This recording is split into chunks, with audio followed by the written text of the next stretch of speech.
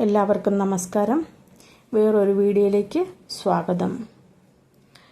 നമ്മുടെ മുൻജന്മത്തിൽ ചെയ്ത പാപങ്ങളാണ് ഈ ജന്മത്തിൽ അനുഭവിക്കുന്നത് എന്ന് പറഞ്ഞാൽ നിങ്ങൾ വിശ്വസിക്കുമോ?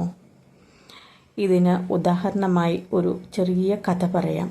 ഒരിക്കൽ ശ്രീകൃഷ്ണനും അർജുനനും നാട് കാണാൻ പുറപ്പെട്ടു. ആ സമയത്ത് ഒരു വൃദ്ധയായ സ്ത്രീ ഒരു വലിയ കൊട്ടാരത്തിൻ്റെ പ്രവേശന കവാടത്തിൽ ഭിക്ഷ യാചിക്കുകയായിരുന്നു. അപ്പോഴാണ് രാജാവ് കൊട്ടാരത്തിൽ നിന്ന് പുറത്തു വന്നത്. വൃദ്ധയെ കണ്ടപ്പോൾ രാജാവിന് കോപം വന്നു. അവൻ ആ വൃദ്ധയെ ചവിട്ടി ആ വൃദ്ധയുടെ കയ്യിലുണ്ടായിരുന്ന ഭിക്ഷാടന പാത്രം വലിച്ചെറിഞ്ഞു. വൃദ്ധ ഒന്നും മിണ്ടാതെ നിശബ്ദമായി കരഞ്ഞുകൊണ്ട് തൻ്റെ വീട്ടിലേക്ക് തിരികെ പോയി. കൃഷ്ണനും അർജുനനും വൃദ്ധയെ അനുഗമിച്ചു. കൃഷ്ണൻ അർജുനനോട് പറഞ്ഞു, അർജുന, നീ ആ വൃദ്ധയുടെ വീട്ടിൽ പോയി അവളോട് ഭക്ഷണം ചോദിക്കൂ. കൃഷ്ണന്റെ നിർദ്ദേശപ്രകാരം അർജുനൻ വൃദ്ധയുടെ വീട്ടിൽ പോയി ചോദിച്ചു, അമ്മേ, എനിക്ക് വിശക്കുന്നു, കഴിക്കുവാൻ എന്തെങ്കിലും തരൂ. വൃദ്ധ തനിക്ക് വേണ്ടി മാറ്റിവെച്ചിരുന്ന ഭക്ഷണം അർജുനന് സന്തോഷത്തോടു കൂടി നൽകി. അർജുനൻ വളരെ സന്തോഷത്തോടുകൂടെ ആ ഭക്ഷണം കഴിക്കുകയും ചെയ്തു. പിന്നീട് കൃഷ്ണന്റെ അടുത്തേക്ക് മടങ്ങി.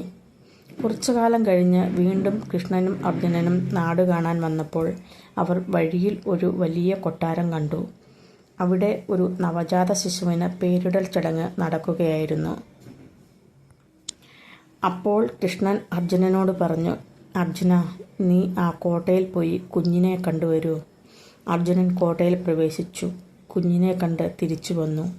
ഈ സമയം കോട്ടയിൽ നിന്ന് ഉപേക്ഷിച്ച ഭക്ഷണ പദാർത്ഥങ്ങൾ കഴിക്കാൻ ശ്രമിക്കുന്ന ഒരു രോഗിയായ നായയെ അവൻ കണ്ടു.